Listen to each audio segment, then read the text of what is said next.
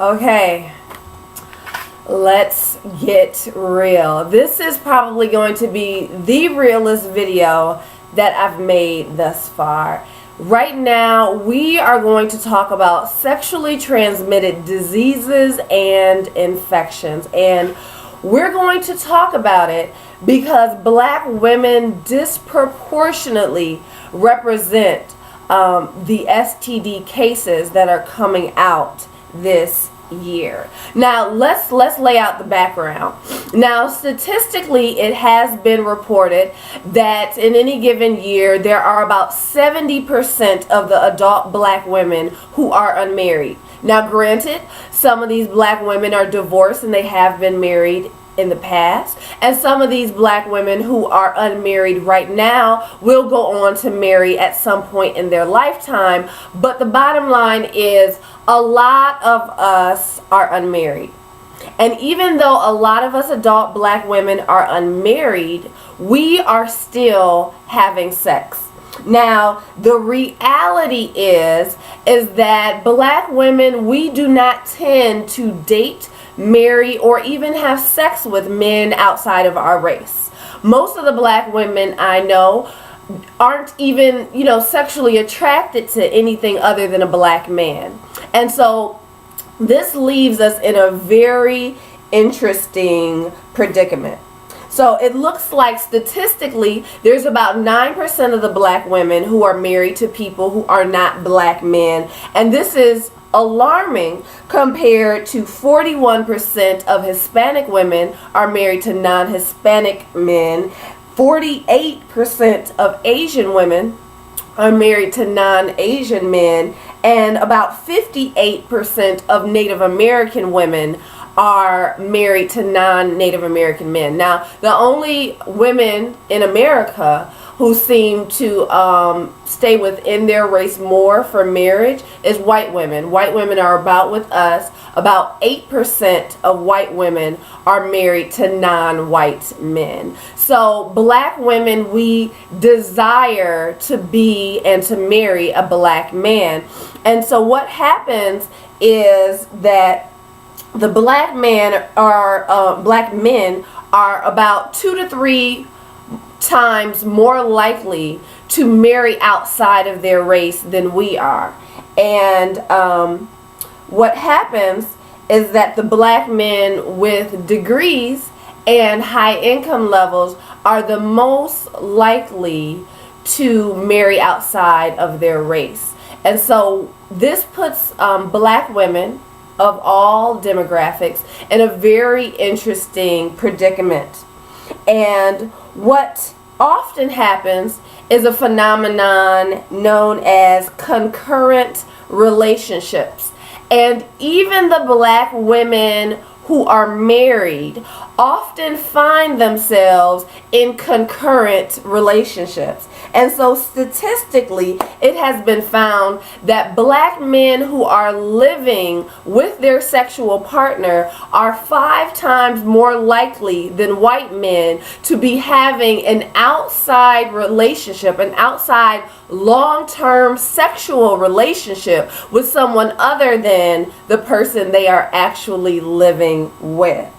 And so this phenomenon is known as keeping them in rotation. So as black women, married or unmarried, we often find ourselves in rotation, and because of the dynamic of the black woman's sexual experience in America, it is ripe for STDs.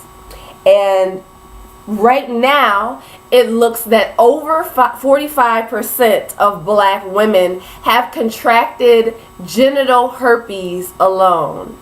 So that is quite ridiculous. That statistic comes from the Center for Disease Control, the CDC, and that has been reported over the last several years in different media outlets that close to 50% of all black women in America have genital herpes. So I don't even know what that means for oral herpes, HSV1.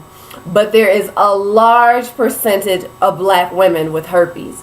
And in addition to herpes, it looks that black women are over 80% of the AIDS cases, or at least the HIV cases that come out every year. So black people are about 12% of the population. Let's say black women are about 6 or 7% of the U.S. population. Even though black women are 12% of the U.S. population, we represent over 80% of the HIV cases each year. So that is why this is important. I highly recommend a book called Is Marriage for White People? It is written by Ralph Richard Banks, who is a lawyer. This is very, very well researched. Personally, when I read it a few years ago, I felt like it should be called Is Marriage for Black Women? Because the entire book is discussing just how difficult it is for the black woman in this day and age. But it's very well researched. If you are a black woman, it could be very, very, very difficult to read. But in spite of the emotion behind it, it is worth the read. It's actually worth buying and reading it a few times through. Is Marriage for White People by Ralph Richard Banks. Okay, so now let's talk quickly, because I'm already into 6 minutes. Let's talk quickly what to do if you have an STD. Now, the first thing that you want to do is you want to schedule a doctor's appointment. And if you are a woman, I recommend scheduling a doctor's appointment with your primary doctor as well as with your gynecologist. Now, let's talk quickly about some symptoms. Okay, now in terms of HIV, the virus that can lead or that will lead to AIDS. Now, the problem with this is that a lot of times you don't realize that you have been infected with the virus because all of the symptoms are very similar to the flu. So you might have fever, you might have fatigue, you might experience diarrhea, coughing, or shortness of breath, but none of those things are exclusive to HIV. So one of the telling signs is swollen lymph nodes. But other than that, the bottom line is you want to keep yourself tested on the regular, probably at least every year if you are sexually active. Honestly, even if you're married, I recommend having HIV testing on the regular, because amongst black women, it is a significant number of black women who thought they were in monogamous relationships, and even black women who are married who have contracted HIV. So even if you think you're in a monogamous relationship, even if you are married, definitely keep getting tested for HIV, because the sooner you find out, the better. Okay, now let's go into the bacterial infections. Now, chlamydia is interesting. It causes burning during urination, but often people have no symptoms. Now, African American women have chlamydia rates at 7 times higher than white women, and black men are actually 11 times more likely than white men. So we want to keep up our STD testing so that we can find out things earlier. The bacterial infections such as chlamydia, the bacterial infections can be cured through antibiotics.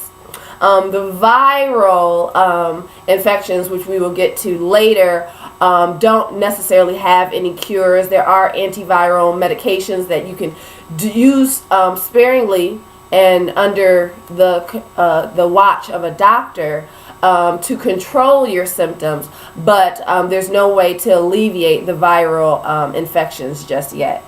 Okay. After chlamydia, let's talk about gonorrhea. Now, gonorrhea can be noticed by a greenish discharge from the vagina or the penis. If you're a woman, you might have bleeding in between your actual periods. And for women and men, there's often burning during urination. Now, adolescent women in general of all races between the ages of 15 and 19 have the most cases of gonorrhea.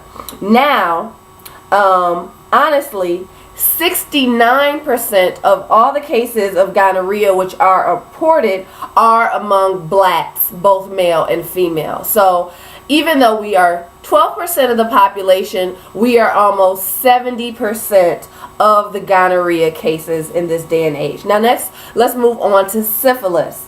Now, syphilis can be noticed by a small sore on the genital, but honestly, most people who have that small sore don't even notice. So this small sore, even though it's there, it often goes unnoticed, and if it goes untreated, it will attack your internal organs. It will attack your muscles, your heart, your brains, your nerves, and your eyes, eventually leading to paralysis, brain damage, and unfortunately death. So syphilis is bacterial. It is the type of thing you want to be tested for so you can get an antibiotic and get it under control before it begins to attack your internal organs. Now let's move on to the viral.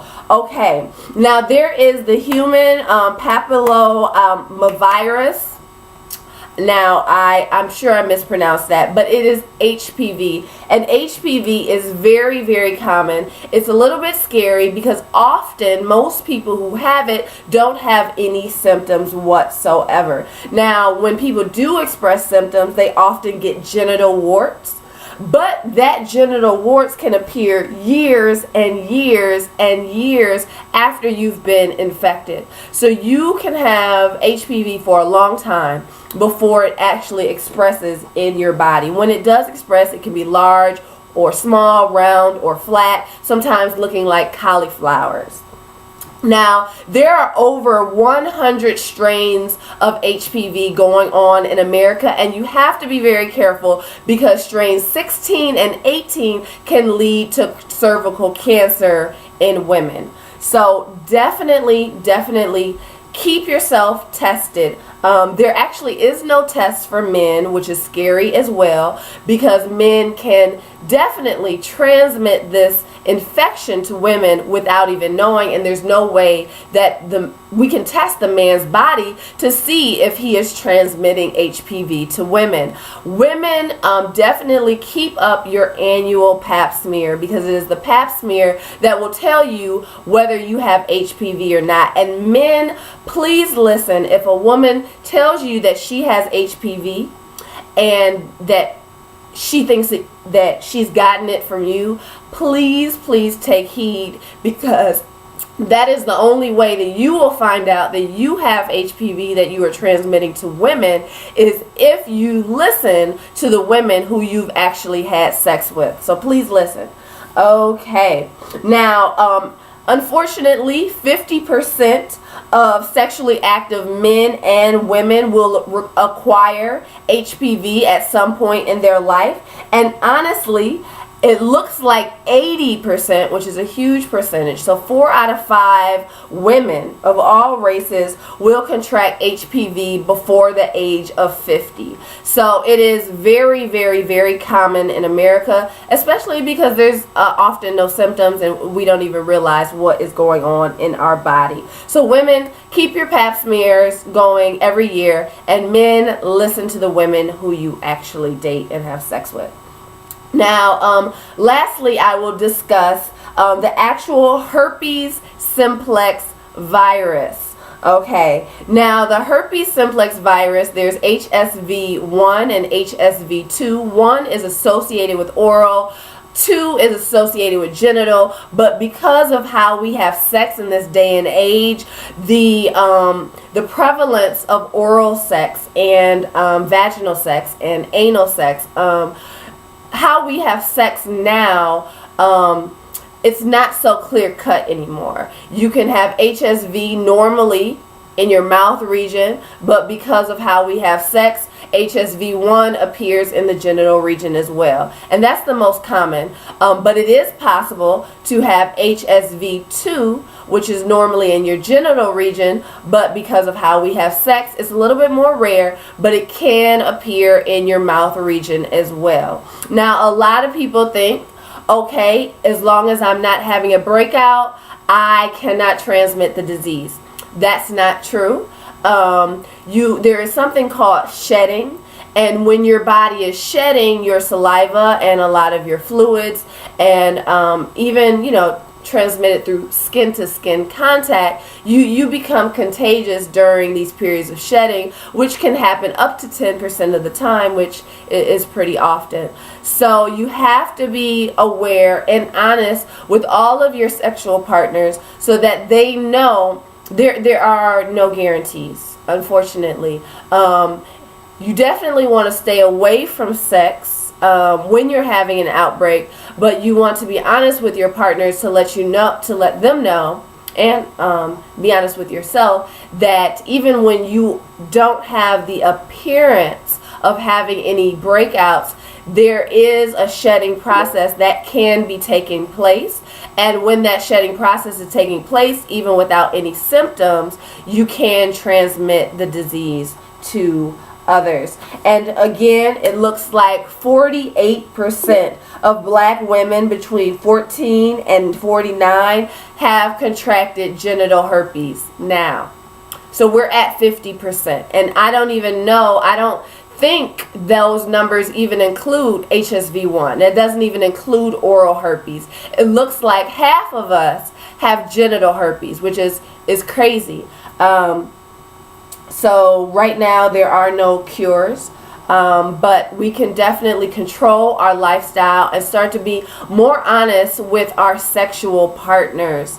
Okay, now I'm already at 16 minutes, but I feel like this is really, really, really important. So I'm probably going to go to about 20 minutes. I hope you guys do not mind. So the first step of what you should do if you have a STD is go to the doctor and go to the gynecologist. Point blank.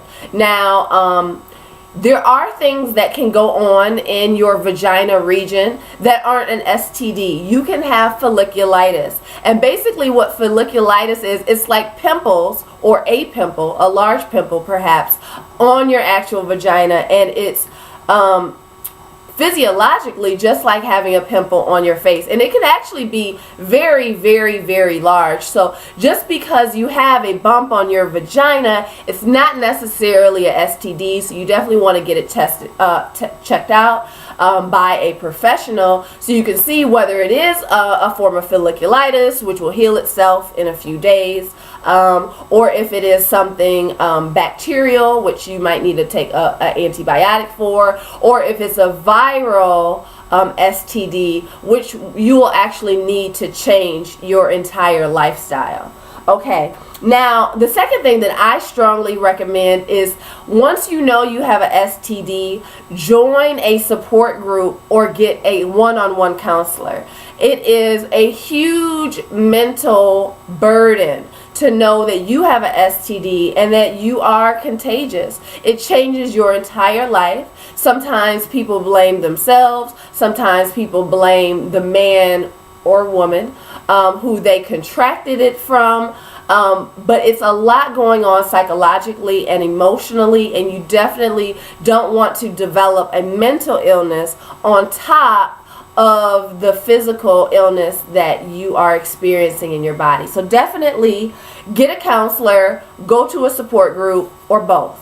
Okay, the next thing you want to do is educate yourself. You want to buy some books, maybe a few magazines, read some websites. You want to educate yourself on what is going on with your body so you can live your best life in spite of having a sexually transmitted infection. Then you want to create a plan. This will change your whole life. So this plan will include, who are you going to disclose? Are you going to tell your parents? Are you going to tell your siblings? Are you going to tell your friends? And I strongly recommend telling all of your sexual partners and potential sexual partners. I feel like you should be upfront and honest. But there are debates on when you should disclose the information. Some people like to be upfront and let people know in the very beginning, look, this is what is going on with me. You can take it or leave it. You can, deal with me and love me how I am, but this is what is going on. Other people don't want to go that route. other people, date and interact and get to know the person. And then later on, they decide to disclose the actual information. Yes, I have HIV. Yes, I have HPV. Yes, I have HSV 1 or 2. This is what is going on with me. So you want to develop a plan and to determine whether you will let your sexual partners or potential sexual partners know up front, or whether you will let them know at some point during the line, but you owe it to them to let them know prior to having sex. You definitely owe it to them, because you would have wanted someone to tell you beforehand. Okay. Now, the next thing is you are going to monitor your self-talk. Now, this goes along the lines with your mental health. We have to keep in mind what we are sub-vocalizing in our head. Sometimes we can beat ourselves up because of our sexually transmitted diseases, because of our HIV or our AIDS, because of our HPV or our syphilis. And we have to monitor our self-talk and make sure we are not condemning ourselves and beating ourselves up on a regular basis. And so we can get so used to talking negatively to ourselves in our head that we don't even realize it. So we want to be hyper aware and just hyper vigilant so that we are treating ourselves kindly, because there's already enough going on in our body. Now, the last thing that I recommend is to create an actual health plan. And this actual health plan will include your treatment plan. Now, especially in terms of the viral STDs, you want to have a health plan. Often with the viral STDs, you go to the doctor, they'll tell you you have it, they won't even write you a prescription. And I think the reason for that is because those antiviral medications have long-term side effects, perhaps on your liver or on other internal organs. And so you really want to look at the side effects of taking those medications long-term to determine, are you going to manage what is going on in your body with medication and deal with the side effects when they occur? Or are you going to manage your body without the medication? And without the medication, you have to figure out, how are you not going to transmit this to others? How are you going to prevent that? So you definitely want to develop both of those plans. One plan is who you will disclose this information to, who you will trust with such an intimate fact of your life. And the other one is an actual health plan on what you will do to take care of yourself and really to live your best life. So I hope that this video was very, very helpful, especially for black women, because it is ridiculous how the various STDs are just running through our community of my black sisters. And I love you all. I want you all in your best health and living your best life. And so I will continue to do these really, really personal videos about STDs, whether it's managing an STD you already have or really, really, really preventing it. And I'm serious. The whole notion of black women being in rotation is dangerous, women. It is dangerous. So we cannot allow ourselves to be the side piece. We could die over it. We can lose the ability to have children. This is very, very, very, very serious. I can't express it enough. It will bring tears to my eyes if I continue to talk about it. So I'm probably going to stop the video right now. So remember, never be ashamed. Even if you have an STD or a few STDs going on in your body, never be ashamed. Peace.